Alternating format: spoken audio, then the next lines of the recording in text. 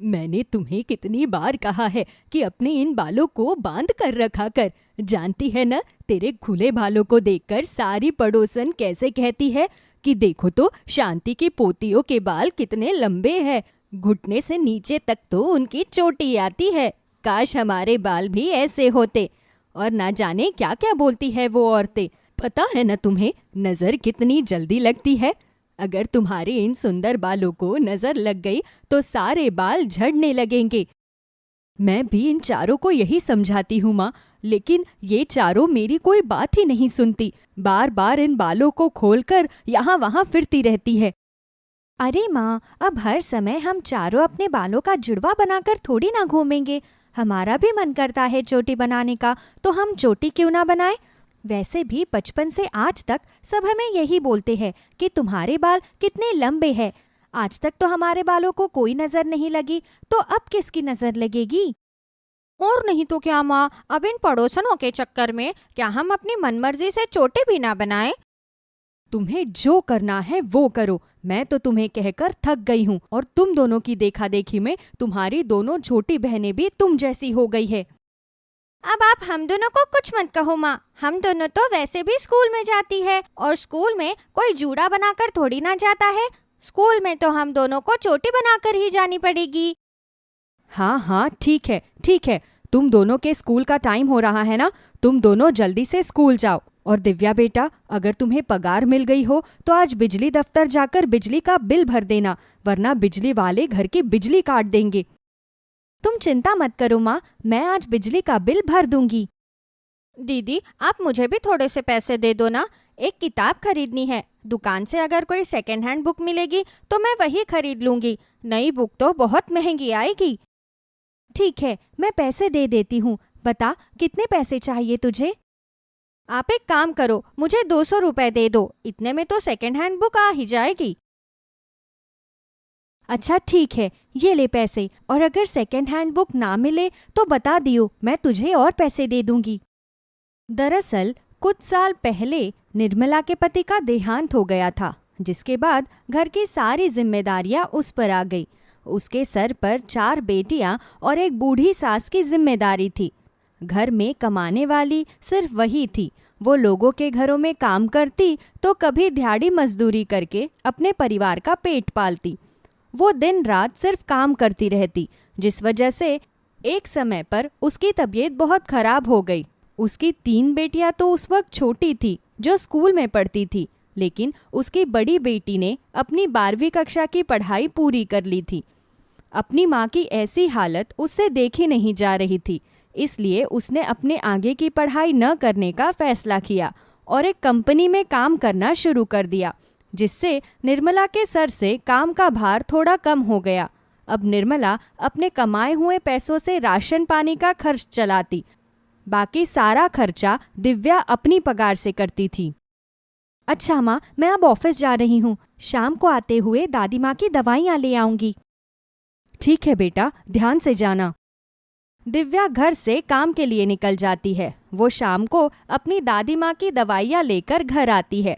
सब लोग मिलकर खाना खाने बैठते हैं। माँ, तुम हर रोज दाल भात कैसे बना लेती हो?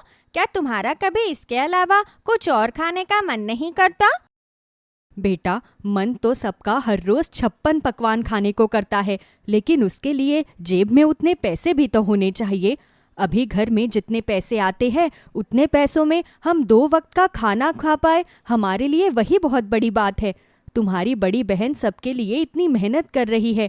जब तुम लोग पढ़ने जाओगी, कामयाब हो जाओगी, तो घर में फिर किसी तरह की कोई परेशानी नहीं होगी। तुम मुझे जो बनाने को बोलोगी, मैं तुम्हारे लिए वो बना दूंगी। नहीं माँ, जब हम सब कामयाब हो जाएंगे तो हम तुम्हें घर का काम करने ही नहीं देंगे। तुम फिर आराम करना। घर का काम करने के लिए हम एक नौकरानी रख लेंगे। तुमने ऐसा बोल दिया, मेरे लिए वही बहुत बड़ी बात है बेटा। दादी माँ, जब हम कामयाब हो जाएंगे तो आपके लिए सोने के झुमके बनवाएंगे। आप हमेशा कहती हो ना कि जब मैं पैदा हुई थी तो माँ का ऑपरेशन करवाने के लिए आपने अपने सोने के झुमके बेच दिए थे। अब जब हम बहुत सारा पैसा कमा लेंगे तो आपके लिए सोने के झुमके जरूर बनवाएंगे। मेरी गुड़िया, तूने ये बात कह दी, मेरे लिए तो वही बहुत हो गया। वैसे भी इस उम्र में मैं सोने के झुमके पहनकर कहाँ जाऊंगी? ये कोई मेरी उम्र है क्या सोने के झुमके पहनने की? अरे दादी माँ, उम्र में क्या रखा है, इंसान को बस दिल से जवान होना चाहिए। बाकी देखने में तो आप आज भी किसी हीरोइन से कम नहीं लगती। जरा देख तो निर्मला इनकी बातें, इस उम्र में मुझे हीरोइन कह रही है। ठीक ही तो कह रही है माँ जी, आप किसी हीरोइन से कम थोड़ी ना लगती हो। और क्या दादी, आपसे सुंदर कौन है? आपके सामने तो माँ भी फीकी पड़ जाती है। सबसे छोटी बेटी सोनी की बात सुनकर सभी की हंसी निकल जाती है और तभी सभी उसकी बात पर जोर जोर से हंसने लगते हैं। इसी तरह सब लोग हंसी मजाक करते हुए खाना खा रहे थे कि तभी अचानक शांति की सांस फूलने लगती है और ठीक से सांस न आने की वजह से वो बेहोश हो जाती है। उसकी ऐसी हालत देखकर सब लोग डर जाते हैं। वो देर न करते हुए उसे जल्दी से अस्पताल लेकर जाते हैं। डॉक्टर साहब, मेरी सासू माँ को क्या हो गया है? अचानक ही उनकी सांस फूलने लगी और वो बेहोश हो गई। वो ठीक तो है ना? उन्हें कुछ हुआ तो नहीं? देखिए, अब उनकी काफी उम्र हो चुकी है, इसीलिए उनकी तबीयत बार बार खराब हो रही है। उन्हें सांस लेने में भी अब तकलीफ हो रही है, इसलिए हम नहीं जानते कि वो कब तक ठीक रहेंगी। अभी हमने उन्हें दवाई तो दी है, लेकिन उन्हें पहले से आराम है। आप एक बार उनसे जाकर मिल लीजिए, क्योंकि दवाई का असर खत्म होने के बाद हम नहीं जानते कि उनके साथ क्या होगा। सच कहूं तो हमें उनके बचने के ज्यादा आसार नजर नहीं आ रहे। डॉक्टर की ये बात सुनकर उन सभी की आंखों में आंसू आ जाते हैं। सबसे पहले निर्मला अपनी सास से मिलने के लिए जाती है। उसकी आंखें हल्की नम थी। तभी उसकी सास उससे कहती है, निर्मला, क्यों तू अपनी आंखें नम कर रही है? मुझे कुछ हुआ थोड़ी ना है। देख, अभी तो मैं बिल्कुल ठीक हूँ। तूने मेरे बेटे के जाने के बाद हमेशा मेरा इतना ख्याल रखा। मैं तो चाहती हूँ अगले जन्म में भी मुझे बहू के रूप में तू ही मिले। इस जन्म में तो तेरे जैसी बहू पाकर मैं धन्य हो गई। तूने अपने जीवन में बहुत दुख देखे हैं। मैं चाहती हूँ कि तेरे आने वाले जीवन में तेरे सारे दुख दर्द खत्म हो जाए। तूने सबके लिए बहुत कुछ किया है। अगर मैं चली भी जाऊँ तो मेरे पीछे से दुखी मत होना। भगवान के लिए ऐसा मत कीजिए माँ जी। आप मेरे साथ है तो मुझे लगता है मेरे सर पर मेरी माँ का साया है। आप मुझसे दूर जाने की बात मत कीजिए। दोनों एक दूसरे से बात करके बड़े भावुक हो जाते हैं। तभी नर्स निर्मला को बाहर भेज देती है। निर्मला के बाहर जाने के बाद शांति की चारों पोतियां अंदर आती है। उन सब की आंखें भी नम थी, लेकिन अपने दुख को निर्मला के सामने वो दिखाना नहीं चाहती थी। बेटा, मैं तुम चारों से कुछ कहना चाहती हूँ। हाँ, बोलिए न दादी माँ, आप हमसे क्या कहना चाहती है? बेटा, तुम्हारी माँ ने अपनी जिंदगी में बहुत दुख भोगे है। तुम्हारे पिता के देहांत के बाद उसने कभी भी चैन की सांस नहीं ली। मैं चाहती हूँ जिस तरह उसकी पूरी जिंदगी इसी तरह बीत गई, उस तरह उसका बुढ़ापा ना बीते। तुम लोग अच्छी तरह पढ़ाई करो। देखो, तुम्हारी माँ के साथ साथ दिव्या भी तुम्हारे लिए कितनी मेहनत कर रही है। उसकी मेहनत को कभी व्यर्थ मत जाने देना। जिस तरह इन्होंने हमेशा तुम्हारी हर ज़रूरत का ख्याल रखा, इस तरह तुम भी इनका ध्यान रखना। तुम चारों अपनी माँ को कभी निराश मत करना। उसने तुम चारों के लिए बहुत दुख भोगे हैं। आप बिल्कुल चिंता मत कीजिए दादी माँ, हम माँ का पूरा ध्यान रखेंगे। आप जल्दी से ठीक हो जाइए, फिर हमें आपके लिए सोने के झुमके भी तो बनवाने हैं।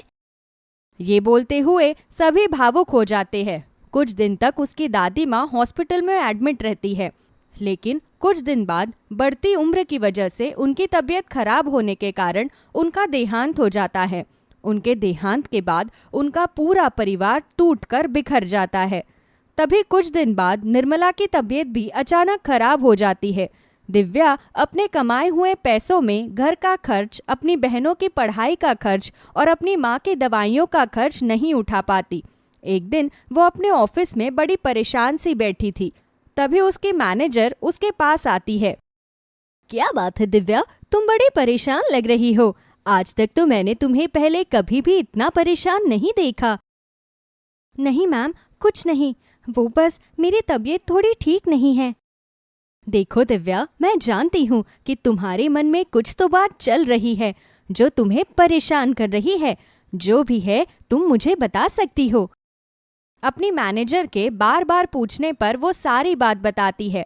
तभी उसकी मैनेजर उससे कहती है, अच्छा हुआ जो तुमने मुझे सब कुछ बता दिया दिव्या। वैसे मैं तुम्हारे पास तुम्हारी इस परेशानी का सल्यूशन लेकर ही आई थी। मेरी एक फ्रेंड डायरेक्टर है। वो सीरियल बनाना चाहती है जिसमें उसे 4 लंबे बाल वाली लड़कियों की जरूरत है। मैंने पहले भी उनसे तुम्हारा जिक्र किया था क्योंकि तुम्हारे बाल बहुत लंबे और घने हैं। अगर तुम चाहो तो उनके पास ऑडिशन के लिए जा सकती हो, और अगर तुम्हारी नज़र में 3 और लंबे बाल वाली लड़कियां हों तो उन्हें भी अपने साथ लेकर जा सकती हो। मैम, मेरी 3 छोटी बहनों के बाल भी मेरी तरह ही बहुत लंबे हैं। अगर आप कहो तो मैं उन्हें अपने साथ ले जाऊं? हाँ बिल्कुल, ये तो और भी अच्छी बात है। अगर तुम चारों बहनें मिलकर सीरियल में काम करोगी तो तुम्हारी फैमिली के लिए बहुत ही अच्छा हो जाएगा। अपनी मैनेजर के बताने पर दिव्या अपनी तीनों बहनों के साथ सीरियल के लिए इंटरव्यू देने जाती है। उनके लंबे काले घने बालों की वजह से उन चारों बहनों को सीरियल में रोल मिल जाता है, जिसके बाद वो बहुत ज़्यादा फेमस हो जाते हैं। उनके पास बहुत सारा पैसा आ जाता है। पैसा आने के बाद वो सबसे पहले अपनी माँ के लिए एक नया घर बनाती है और अपनी माँ को जीवन की हर खुशी देती है। शिखा गांव की एक सीधी साधी लड़की थी। वो अपने एक रिश्तेदार के यहाँ शादी में गई हुई थी, तो वहाँ पर जमुना नाम की एक औरत को शिखा अपने बेटे के लिए बहुत पसंद आ गई। जमुना का बेटा योगेश अपनी माँ की कोई बात नहीं टालता था, इसलिए उसने अपनी माँ के कहने पर शिखा से शादी कर ली। योगेश एक मॉडर्न लड़का था जो मल्टीनेशनल कंपनी में एक अच्छी जॉब करता था। वहीं शिखा गांव की बिल्कुल सिंपल लड़की थी। शिखा, मुझे ऑफिस जाने में देरी हो रही है। मुझे जल्दी से एक फ्रेंच टोस्ट और ब्लैक कॉफी बनाकर दे दो। French toast? ये क्या होता है? ये क्या होता है मतलब? फ्रेंच टोस्ट मतलब फ्रेंच टोस्ट। तुम्हें फ्रेंच टोस्ट बनाना नहीं आता? नहीं योगेश जी, मैंने तो आज तक कभी इसका नाम भी नहीं सुना। आप ये सब छोड़िए ना, मैं आपके लिए गरम गरम आलू का पराठा बनाकर लाती हूँ। रहने दो, तुम ही खाना आलू के पराठे। माँ, मुझे तो लगता था तुमने मेरे लिए मेरे लेवल की किसी अच्छी लड़की को पसंद किया है, लेकिन इसे तो ये तक नहीं पता कि फ्रेंच टोस्ट क्या होता है।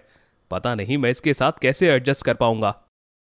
अरे बेटा, क्या हो गया? अगर इसे ये सब नहीं पता, धीरे धीरे सीख जाएगी। मुझे भी तो ये सब बनाना नहीं आता। तुम्हारी बात अलग है माँ। तुम्हें पता है कि मुझे अपने लिए एक मॉडर्न वाइफ चाहिए, लेकिन तुमने पता नहीं क्या सोचकर इस गांव की लड़की को पसंद कर लिया। देखो शिखा, मैं तुम्हें हर्ट नहीं करना चाहता, लेकिन मुझे तुम जैसी वाइफ बिल्कुल नहीं चाहिए थी। मैंने इस बार तुम्हारी बात मानकर गलती कर दी माँ। अरे अब बस भी कर, कितना सुनाएगा बेचारी को। मैंने बोला ना, धीरे धीरे सीख लेगी। उसके बाद भी लगातार उसे सुनाए ही जा रहा है। तुझे ऑफिस के लिए देर हो रही है ना, जा ऑफिस जा। योगेश की बातें सुनकर शिखा का मूड बहुत खराब हो जाता है। वो रोते हुए अपने सास से कहती है, मम्मी जी, जब आपको पता था कि योगेश जी को एक मॉडर्न लड़की से शादी करनी है, तो फिर आपने मुझसे उनकी शादी क्यों करवाई? जब से हमारी शादी हुई है तब से उन्होंने ठीक तरह से मुझसे बात भी नहीं की। इससे अच्छा तो यही होता कि आप हमारी शादी ही न करवाते। इससे हम दोनों की जिंदगी बर्बाद हो गई। अरे मेरी बहू, तू इस तरह परेशान मत हो। मैं आजकल की मॉडर्न लड़की को अपने घर की बहू नहीं बनाना चाहती थी। और रही बात योगेश की पसंद की, तो तुम धीरे धीरे उसकी पसंद का खाना बनाना सीख लो। फिर देखना, उसके बाद तुम दोनों में सब कुछ बिल्कुल ठीक हो जाएगा। तू इंटरनेट से विदेशी खाना बनाने की वीडियो देखना। उसे देख देख कर तू सब कुछ अच्छे से बना लेगी। ठीक है मम्मी जी, मैं पूरी कोशिश करूंगी। अपनी सास के कहने पर शिखा इंटरनेट पर विदेशी खाने की वीडियो देखने लगती है। तभी उसे ब्रेड पिज्जा की एक रेसिपी दिखाई देती है। अरे वाह, ये तो बहुत आसान है। बस ब्रेड पर ये सॉस लगानी है, कुछ सब्जियां और थोड़ा सा चीज लगाना है। ये तो मैं बहुत आसानी से बना लूंगी। शिखा रेसिपी को फॉलो करते हुए ब्रेड पिज्जा बनाती है। ब्रेड पिज्जा की खुशबू पूरे किचन में फैल जाती है। थोड़ी देर बाद जब योगेश घर आता है तो शिखा सबके लिए डिनर सर्व करती है। तुमने जो भी बनाया है प्लीज इसे यहाँ से ले जाओ। मैं और एक दिन भी तुम्हारे हाथ का ये देसी खाना नहीं खा सकता। अरे बोलने से पहले एक बार देख तो ले बहू ने क्या बनाया है। क्या बनाया होगा? वही रोज की तरह दाल चावल रोटी सब्जी। नहीं योगेश जी, आपको विदेशी खाना बहुत पसंद है ना, तो मैंने आज आपके लिए ब्रेड पिज्जा बनाया है। आप खाकर देखिए, आपको बहुत पसंद आएगा। अच्छा ठीक है, लाओ दे दो। शिखा दोनों को ब्रेड पिज्जा सर्व करती है। वो दोनों जैसे ही उसे खाते हैं वैसे ही उसकी सास शिखा से कहती है, वाह बहू, ब्रेड पिज्जा तो तूने बहुत ही अच्छा बनाया है। योगेश कई बार बाहर से ब्रेड पिज्जा मंगवाता था लेकिन उसमें भी इतना अच्छा स्वाद नहीं आता था। बस भी करो माँ। हाँ मैं मानता हूँ इसने ब्रेड पिज्जा अच्छा बनाया है, लेकिन ये इतना भी अच्छा नहीं बना है जितनी तुम इसकी तारीफ कर रही हो। तुझे तो हमेशा इसके अंदर कमी ही नजर आती है। बस अब बात को बंद करो माँ, मुझे खाना खाने दो। सब लोग खाना खाकर सोने चले जाते हैं। अगले दिन शिखा किचन में योगेश के लिए लंच बनाने के लिए जाती है। वो यही सोच रही होती है कि वो योगेश को लंच के लिए क्या बनाए, तभी उसकी सास किचन में आ जाती है। क्या हुआ बहू, तू अकेले किचन में खड़ी होकर क्या सोच रही है? कुछ नहीं माँ जी, बस सोच रही हूँ कि योगेश जी के लिए लंच में ऐसा क्या बनाऊं जिसे खाकर वो खुश हो जाए। बहू, योगेश को पास्ता बहुत पसंद है। वो बहुत बार बाहर से वो वाइट सॉस वाला पास्ता मंगवाता था। तू उसके लिए वही बना दे, वो बहुत खुश हो जाएगा। ठीक है माँ जी। कल रात को ब्रेड पिज्जा अच्छा बनने के बाद शिखा के अंदर अब कॉन्फिडेंस आ जाता है। वो इंटरनेट पर व्हाइट सॉस पास्ता की रेसिपी देखने लगती है। वो उसको फॉलो करते हुए पास्ता बनाने की कोशिश तो करती है, लेकिन पहली बार पास्ता बनाने की वजह से एक तो उसका पास्ता बहुत ज़्यादा उबल जाता है और उसकी जो व्हाइट सॉस थी उसमें बहुत सारी गुठलियाँ पड़ जाती है, जिस वजह से वो पास्ता बहुत ही अजीब सा बन जाता है। हे भगवान, ये मुझसे कैसा पास्ता बन गया? इस लड़की ने तो पास्ता कुछ अलग ही बनाया था और मेरा पास्ता तो कुछ और ही दिख रहा है। अब मैं क्या करूं? इससे पहले कि शिखा कुछ कर पाती, तभी बाहर से योगेश उससे लंच मांगने लगता है। शिखा हड़बड़ी में उसे वही पास्ता लंच में दे देती है। ऑफिस में लंच टाइम पर सब कलीग साथ में बैठे होते हैं। योगेश जैसे ही सबके सामने अपना लंच खोलता है तो उसके टिफिन में पास्ता देखकर सब हैरान हो जाते हैं। अरे भाई योगेश, आज तू लंच में ये क्या लेकर आया है? देखने में तो लगता है ये पास्ता है, लेकिन ऐसा पास्ता तो मैंने आज तक कभी नहीं देखा। अरे तूने क्या भाई, ऐसा पास्ता तो हमने आज तक किसी ने भी नहीं देखा है। यार योगेश, जरा ये पास्ता टेस्ट तो करवा। क्या पता ये सिर्फ देखने में ही गंदा हो सकता है इसका टेस्ट अच्छा हो। योगेश का दोस्त नवीन उससे बिना पूछे ही उसका टिफिन उठाकर उसमें से पास्ता खाने लगता है।